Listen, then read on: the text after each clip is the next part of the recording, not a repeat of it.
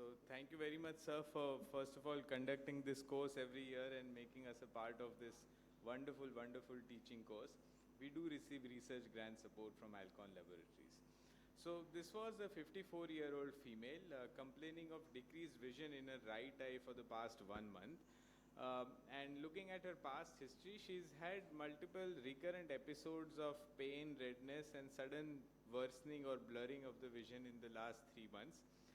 When we looked at what she's using, she was on Nepafenec eye drops 3 times a day and a combination anti-glaucoma drop 2 times a day, with intermittent pulses of topical steroids being given over the last 3 to 4 months. Looking at her other history, she's had undergone cataract surgery in her right eye before 4 months.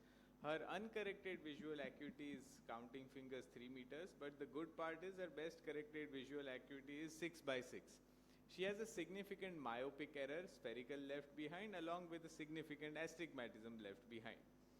When we actually looked at the photo slit, when you look at the cornea in without making a slit or anything, it looks quite okay. Nice cornea, round pupil, no iris chafing, no peaking of the pupil. The only thing you can notice are few atrophic iris patches and some pigments on the IOL.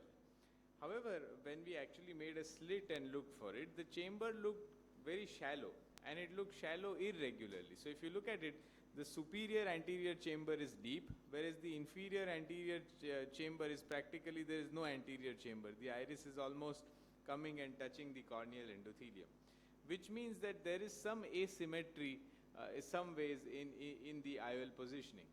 Now, after dilatation, we were expecting that probably there must have been some capsule rupture somewhere, and maybe that may have led to a decentered or something of the IOL.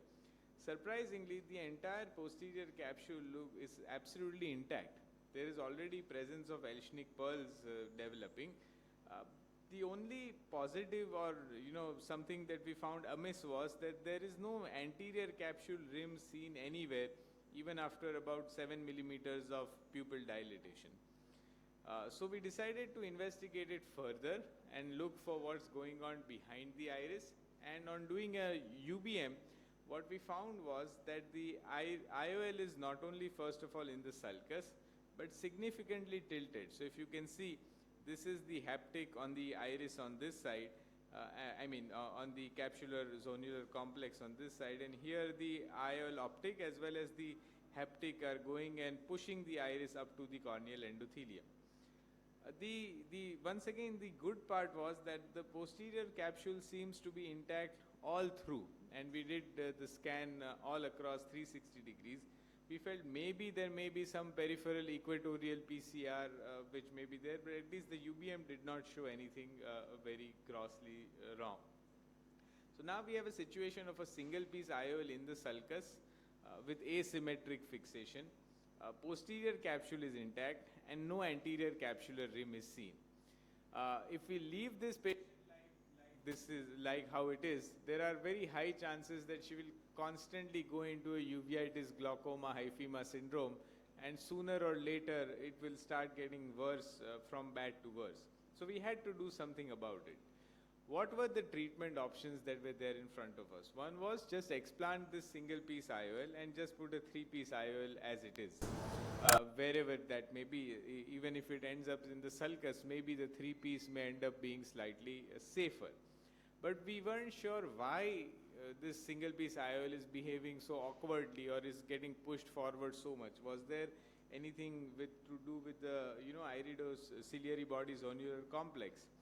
And intraoperatively, after trying to dissect, and if there is fibrosis or if we end up with a PCR or a zonular dehiscence, we need to be also prepared for the possibility of some form of scleral fixation of the IOL. So we kept all the options in mind, and therefore I made a slightly scleral incision. We have taken up the patient for peribulbar anesthesia, and the first thing that I inject is dispersive viscoelastic, because I know the endothelium is going to get a little more affected during these maneuvers. And you can notice all of these pigments, these are all iris pigments released and stuck on the IOL anterior surface. So I'm injecting a generous amount of dispersive viscoelastic, and then I'm trying to just see if the haptic optic junctions are free. and fortunately this optic haptic junction was quite free and got dialed out nicely into the anterior chamber. The inferior one, I did struggle a little bit, but it wasn't very bad. There wasn't too much of fibrosis, and probably because this being a hydrophilic IOL, the fibrosis doesn't occur as quickly or as aggressively as a hydrophobic IOL. Now I could have made a smaller incision and cut this IOL and brought it out, but hydrophilics are typically quite difficult to cut, and also there was significant shallowing of the anterior chamber. So here I was not too much concerned about what some little more astigmatism that I may be inducing, and therefore I just removed the single piece hydrophilic IOL in one piece. Now what I'm trying to do is I'm trying to look and stretch the pupil and see if I can see something, either the anterior capsular rim or the any equatorial PCR that there may be there. And fortunately, or the good part was, there's no gross PCR or anything seen, but there's no anterior capsule rim per se, which I could see, which I can open up and try and use that as a support to place the IOL inside the bag. The only place where I noticed was this area, where I felt there was an anterior capsule rim which was fused completely with the posterior capsule. But rest of the almost 200 degrees area, I could not find anything which I can use to make sure that I can place the IOL in the bag. So now I'm operating them for the second time. So I want to make sure that we don't have to operate them again. So having some experience with traumatic cataracts and pediatric cataracts with optic capture, we decided that although the patient has an intact posterior capsule, we'll try and do a posterior capsulorhexis. And after having created a nick, I'm actually injecting cohesive viscoelastic through the puncture, which will make sure that the burger space is filled up with viscoelastic. So there are very minimal chances of catching any vitreous while doing the PCCC. So I'm trying to perform a PCCC. Now for optic capture, I need a decent size PCCC, which I could not achieve in the first go. So I'm trying to enlarge now this PCCC in all the 360 degrees direction, because I need at least a 4 millimeter PCCC through which I can buttonhole the optic through the PCCC. So once again enlarged it on one side, and now using these Greischeber scissors to initiate a nick so that I can convert it from the other side as well and make it into a decent size posterior capsulorhexis. And here I think the role of good cohesive viscoelastics, Helon GV or Helon Phi, no financial interest, and micro-incision rhexis forceps go a long way. So now we have a sulcus support along with a posterior capsulorhexis of a decent size all around. And therefore now the plan is to probably do a 3-piece IOL with the haptics in the bag or sulcus, whatever that space is, and then try and buttonhole this optic through the posterior capsulorhexis. So after having just placed the IOL just like that without any injector, as the incision was decently long, I'm making sure that first the haptics go in the sulcus or in the capsular bag, and once that has been achieved, now the time is come to push this optic through the PCCC. So bring the optic, pull the optic to the center, and then just push it through the posterior capsulorhexis, and that will make sure that this IOL, so I'm pulling the optic to the center, and once having done that, pushing it behind the posterior capsulorhexis. And once you see this kind of appearance on the posterior capsule, that's a sign that the capture has been done perfectly. So once again, pulling the optic to the center and creating the optic capture. So now this IOL is not going to move. It's going to stay in its place. It's not going to come forward, and it's not going to cause any uveitis, glaucoma, hyphema. Always make sure in the end that there is no vitreous disturbance that has occurred. So injecting diluted triamcinolone, and fortunately there wasn't anything. This is how the patient looked at 1 week, and you can notice uniform deepening of the anterior chamber.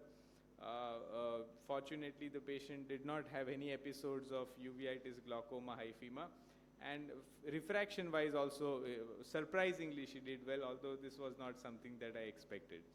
And post-operatively, there is an area of synechia that has developed, but that's a very small consequence of the situation that we had. And this is 1 year follow-up. Notice the well-centered IOL and this patient will never have a PCO because of the optic capture. So single piece IOL is not meant for the sulcus.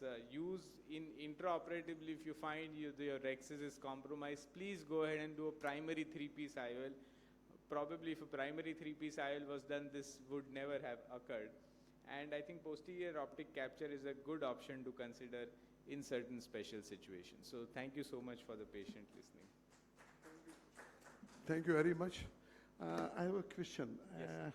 Was it your case or somebody else's case? No, sir, it was someone else's case. Okay, fine. Number one, sorry. And number two, what you found probably, as I understand, that there was a adhesion between the anterior and the posterior capsule in the lower part. Yes, so sir. that must have pushed the lower haptic outside, and that was pushing anterior. So I think, sir, what might have occurred was that maybe it was a relatively youngish patient, and the rhexis may have become too large. Yeah.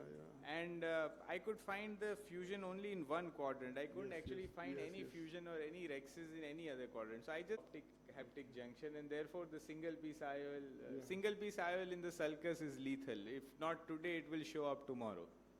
And I would defer. Yes, sir. So you do a lot of... Intraoperatively, I couldn't actually find any place where there was an opening where the IOL haptic could have been there. And it sort of rotated out very easily without anything. So, yeah. From the friends, anybody has any experience regarding management of the anterior dislocation? Anybody would like to share? Okay, thank you. Thank you.